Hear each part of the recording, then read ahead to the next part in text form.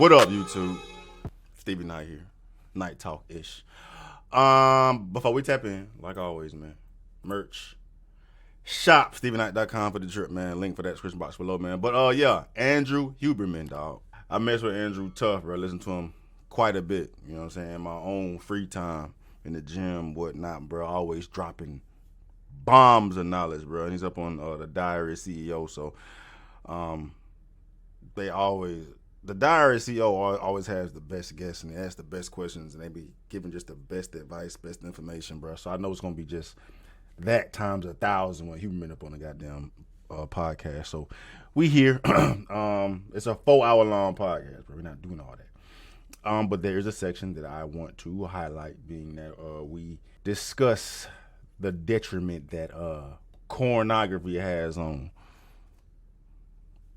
the fellow homies or whatnot, man. So I'm always going to shed as much light as I can personally, and then definitely want to hear that from the experts, bro, because he's an expert on, I think he's like a neuroscientist, neurologist, or he was, or whatever, bro. He's studied this fuck. He knows his shit.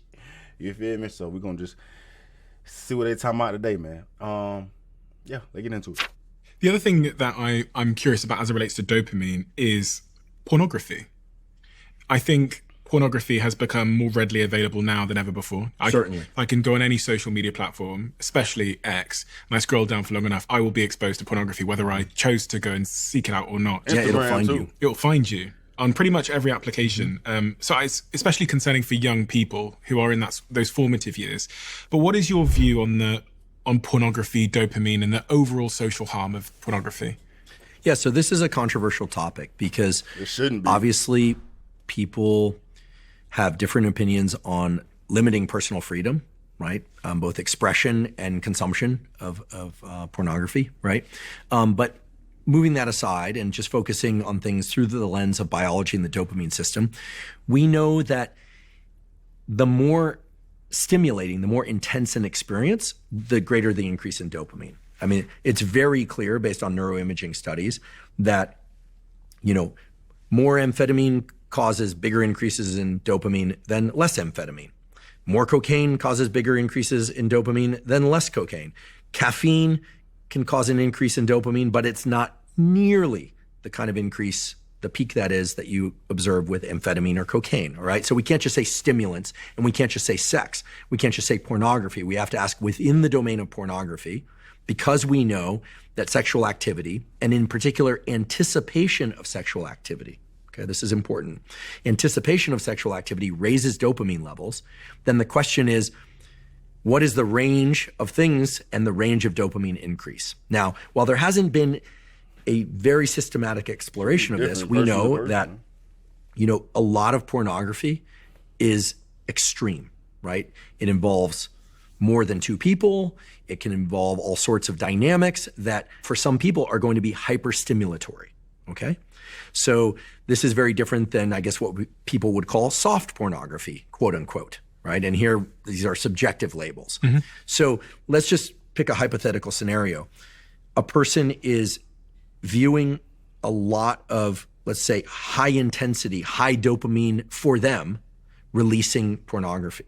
Okay, for some people that might be pornography of genre A. For other people, it might be pornography of genre B. For somebody who never looks at pornography, maybe it's quite mild, but for them, it's actually quite intense in terms of the amount of dopamine it releases. Now, what do we know based on dopamine dynamics? Remember, dopamine is the universal currency of motivation, seeking, and reward. It's not like there's dopamine unique to pornography versus dopamine unique to food. It's just a matter of levels and duration. If somebody is consuming, let's call it very intense, AKA high dopamine releasing pornography on a regular basis, what do we know? That peak in dopamine will start to lessen. It'll be lower and lower, and the trough in dopamine after they view that pornography will be deeper trough and longer trough, meaning they are very likely, we don't know for sure, but very likely to seek out more and more intense experiences to try and just get them back to baseline. Pretty soon, the pornography that at one time was very stimulating for them is no longer stimulating. Now, the concern here is that, and let's just be frank, we're not just talking about viewing pornography, we also have to ask ourselves, what are people doing as they view this pornography? This is a conversation that should be had, but I have to do it in a way where I'm not imparting moral judgment on any of it. I'm not saying people should masturbate or not masturbate. That's none of my business, frankly. This is highly individual. It relates to all sorts of things in terms of values, etc. The point is, however, that we know that orgasm is a dopamine-related event, and post-orgasm, there's a increase in a molecule called prolactin in the brain. Prolactin actually, in part, sets the refractory period in which there can't be further erection in males and orgasm in males. Okay, and in females, it really depends. I mean, there's this whole world. I mean, Dr. Rina Malik is far more skilled to discuss this than I am about different types of orgasms in women, et cetera, the extent to which multiple orgasms can occur in some individuals, not others. I think the general belief is that it's possible in most anybody, including males and females, right? But that it's more typical in females than in males, this sort of thing. Here's the point. Dopamine and prolactin generally are in a kind of a push-pull or seesaw relationship, whereby very stimulatory, high dopamine releasing activities and pornography and things like that increase dopamine, but repeated exposure to that, regardless of the activities occurring during that time, lead to big, long troughs in dopamine, such that more stimulation is required just to get any sense of arousal. We also know that prolactin, when that is increased, tends to create a kind of subdued lack of dopamine. I'm using these terms broadly. Kind of amotivated, non-motivated state. There are reasons for this biologically, right? After ejaculation, the idea is that animals won't then, or humans won't then copulate again and again and again, at least not for some period of time. The duration of the refractory period is highly individual. It's determined by age, by species. There's the so-called Coolage Effect. Are you familiar with the Coolage Effect? I'm familiar with post-nut clarity. Okay, slightly different. There's an anecdote that, at least to my understanding, is true. At least the Coolidge effect is a known thing in neuroendocrinology, whereby President Calvin Coolidge, reportedly, was visiting a chicken farm with his wife. They were touring the farm, and there were a lot of hens and a lot of chickens generally. And the docent who was showing them around said, this rooster here, pointed to a rooster, copulates more than 300 times per day. It's remarkable. And Mrs. Coolidge turns to President Coolidge and says, you hear that? 300 times per day. She's obviously quite impressed and letting him know that. And Coolidge, that is President Coolidge, says, but let me ask you a question. Same hen or different hens? And the docent says, different hens. Now, here's the phenomenon, the Coolidge effect. It exists in rodents. It exists in chickens. It exists in dogs. People can speculate whether or not it exists in humans, whereby if an animal copulates, then the male is in a refractory period lasting anywhere from minutes to hours to days, depending on age, species, et cetera. During that refractory period, they can't achieve erection and or ejaculate again. But if you replace the mate with a novel mate, the refractory period is shortened substantially. Why? The answer is very clear based on actual measurements of brain dopamine. Why? Because dopamine is also associated with novelty. Now, the refractory period probably serves an important evolutionary role whereby it improves pair bonding so that post-ejaculation, post-orgasm, okay, here I'm interchangeably talking about these for males and females. Anytime you hear ejaculation, then people think males, etc. Post-orgasm, post-coital bliss, pair bonding, the sharing of pheromones, the sharing of stories, the sharing of affection, right? The sharing of a bed to sleep in. These things are intimately involved in pair bonding. So I'm not saying that the refractory period is a bad thing. What I'm saying is that dopamine can overcome the refractory period, but the refractory period itself is largely due to an increase in prolactin that suppresses dopamine. So let's go back all the way to this question about pornography. What's the typical scenario? Well, this is not something I choose to think about a lot. You're talking about some individual in their apartment or home watching intense dopamine-stimulating pornography in which they presumably are aroused or not aroused. They do or don't do whatever they choose to do, but that over time has less and less of an effect in getting them aroused. And keep in mind that none of this necessarily translates to real world human safe interactions between individuals, right? Pornography is very, very different than real world sexual interactions.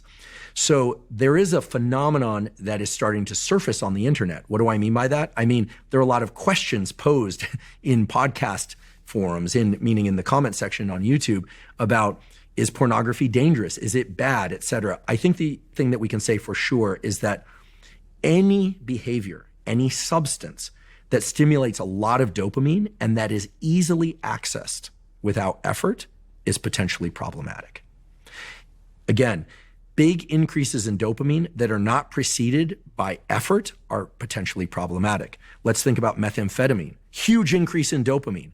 Was the brain designed to release dopamine in response to amphetamine? No. The brain was designed to dole out dopamine, give out dopamine at a level and duration that is commensurate with the pursuit of some evolutionarily adaptive goal.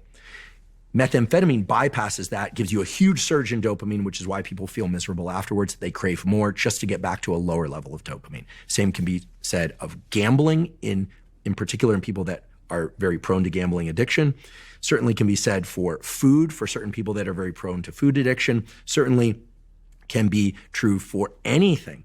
But when it comes to pornography, because of the, as you pointed out, the ready availability of pornography, in particular, let's just call it intense pornography, or that includes a lot of different other stimulatory elements, multiple people, a lot of scenarios that can be accessed on the internet, right? Certainly not things I'm suggesting people go look at, but that is potentially problematic because it raises the threshold of the person that's viewing this as what is arousing, to the point where pretty soon they need those hyperstimulatory environments or stimuli in the form of pornography in order to get aroused. And again, none of that translates into the ability to have conversation with partners or the ability to, have discussion in real world circumstances.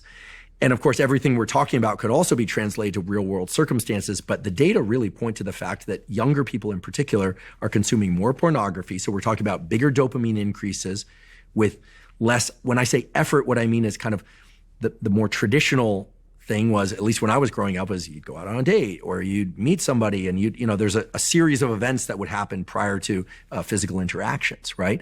So this is potentially serious and problematic. There's a lot of judgment, and understandably so, because people arrive to this sort of discussion with a lot of different backgrounds in terms of religious backgrounds and what they think is okay or not okay.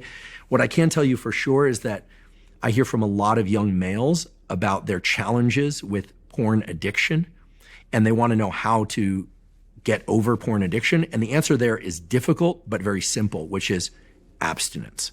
It's abstinence. It's taking a period of abstinence from pornography, maybe forever, maybe reducing the amount.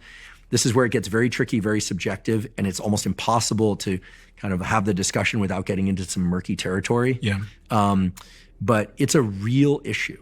And I know it's a real issue because I hear from thousands over the last few years of the podcast. I've heard from thousands of males that are like, they were addicted to porn. You know what the worst part is? It's that no matter what Huberman tell you about how porn is fucking men up, it don't matter. It ain't gonna stop no show. It damn for sure ain't gonna stop no stroking, bro. You believe that, dog? Because dating dynamics are so terrible, bro. It's literally,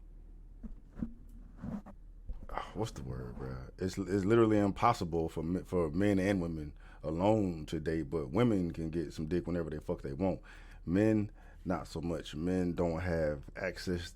The majority of men don't have access to women at all. So then you would have the accessibility, the readily available porn accessible at your fingertips any given time, any given day, any given location, bro.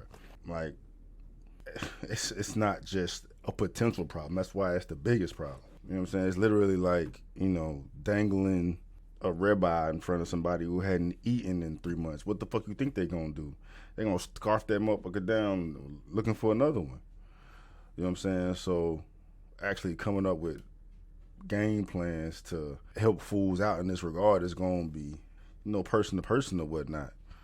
That's why I made this video just calling y'all straight up gay for doing it. For those men out here that claim to be heterosexual, that consume pornography, and you watch heterosexual pornography, that means that you require the presence of another man's tip to get off. You require seeing another man's phallus to bust nuts. You require seeing another mushroom tip for your dopamine hit, bro. That's gay. Like, you can't really get more gay than that, dog. You know what I'm saying? Just to have it fuck y'all minds up a little bit, make you think twice about what you're doing. But I mean, at the end of the day, that's more so for men who don't need to watch it, bro. 'Cause I understand the necessity. I totally understand the necessity for it from men, because you got to get that shit up out your system some type of way. It's easy for a motherfucker like me to come up here and say, "Hey man, you gay if y'all out here stroking it, bro." Cause you know what I'm saying? I can go bust one off with my girl whenever the hell I want. Majority of men can't do that. But they do have the ability to bust one off to the most beautiful women in the world whenever the fuck they want to do it. So what the hell you think they gonna do when they can't get a woman to save their goddamn life? I mean, I get it, bro. I get it. You know what I mean? But just breaking down what Huberman's talking about as far as how dopamine affects you, take that into consideration. Limit your viewing of it and control the type of shit you watching. Right, just get you enough to get the job done, to get that poison up out you, and move on to the next. You know what I mean? Like going cold turkey, bro. I get it. That's some cream of the crop type shit, bro. And that's asking a lot for men who don't have access to women. I get it. That's why this is one of the biggest issues men are struggling with today, just because of the devastating consequences it has on men. Not only for the dopamine and how it's literally just reprogramming your brain, but as far as socially, you know what I'm saying? How you talk to women, how you interact with women, you know what I'm saying? Are you even confident enough to go up and speak to a woman? What you gonna do once you get to that woman, right? Will you even work when you get to that woman because of all the fucking porn you've been watching? You know what I'm saying? And then extending it on into society and the feminist movement and trying to control men and castrate men, that's a whole deeper conversation. But just at the crux of it, all you can do is just try to figure out the best way for you to navigate through this space the most efficient, bro. And when you a little 19, 20, 21, shit, hell, 16, 17, 18, 19-year-old whippersnapper out here, got access to, you know, all the Pornhubs and X videos and spank banks. You know, I remember, dog. I definitely remember, bro. You know what I'm saying? I know this is a beast. It's a beast of an obstacle to overcome. But it's one of the best ways to distinguish the type of man that you are, right? If you can't get over that hump, how you expect to get over anything else when it comes to life, especially when it comes to being a man today, right? Like, this conversation is much more deep than just the surface level of what porn is doing to you, dopamine wise. But you could take that into consideration along with everything else that is within this pot of how porn literally fucks you up, bro. So, like I say, the best way, I don't say the best way, you gotta find out what works for you. Yeah, you know what I mean? But I have been flooded with countless emails at this point, DMs at this point, of how the gay video has helped y'all out a lot, bro. You know what I'm saying? Just you see a motherfucker whip that bitch out, you need that bitch to get off, bro, you gay. All right, okay, all right. Even if I ain't gay, I feel gay, bro. So put this shit away just for a minute, dog. You know what I'm saying? It's all it takes to give you a literal break from this shit. A minute, distract yourself and go do something else. You know what I'm talking about? But yeah, that's a tough cookie, bro. Oh, he got some more. What's the best alternative to pornography? Let's see what Huberman has to say about this. It sounds to me as if they feel very dejected. And some of them actually have said they felt very kind of misled, like almost like this natural stimulus for them was dangled in front of them, and they just gravitated towards it the same way that any biological organism would gravitate towards something that was triggering its dopamine system. And now they feel depleted and kind of stuck, and they don't know what to do. It's a trap, dog. It's a trap, man. I gotta do it. It's a trap, dog. I feel very strongly about this topic of discussion, man. It's a trap to cut your nuts off, bro. It's a trap. Tell me something else that is flooded as much as the objectification of women. The specific tactical weaponizing of porn to de-weaponize men, dog. You say you should dangle it in front of you. What the fuck you think a little adolescent gonna do with this little pink thing coming out, bro? I couldn't imagine how that would have been for me when I was 13, 14, 15 years old, just tapping into figuring all that shit out. And I just have whatever, literally whatever I want, whatever I can think of. And the shit I can't think of is accessible too. Oh, what the fuck is that? Click on that too. Now I'm all mentally fucked even that much more, bro. It's like, it's a trap, dog. And you gotta think about this shit, bro. Like, think about what you're doing to yourself while you're doing it. Think about how this shit's fucking you up. It literally has to piss you off, dog. It has to piss you off, bro. We need to come up with a whole new pill, bro. They got the blue pill, they got the red pill, they got the black pill, they got the purple pill, bro. We need a goddamn X pill, bro. You feel me? Anything X-rated, not even X-rated, bro. Anything that's meant to fuck you up, dog. You have to say fuck that. Shame that shit, tear that shit down, call that shit out, call that bullshit out, bro. Fuck you. Anytime you see some, I don't know, some legs, some ass, anything that's meant to trigger you impulse-wise to get you to react a fucking certain way, just know what it's doing that for and why it's doing that. And why it's where it's not even supposed to be. You ain't even go seeking that shit out, bro. For some reason, that shit just popped onto a Target ad or some shit. You know what I'm saying? That's how I go, bro. It's meant to fuck you up, dog. It's meant to fuck you up. Let's continue. Necessarily think I'm the person to remedy all of this. I certainly am not, but I think there needs to be a conversation, much in the same way that Jonathan Haidt has done an amazing job with Anxious Generation of talking about some of the severe detriments to overuse of social media and social dynamics on social media, in particular in young girls, and how we're now finally realizing that we're in a mental health crisis, at least in part because of some of that, and we need to pay attention to it.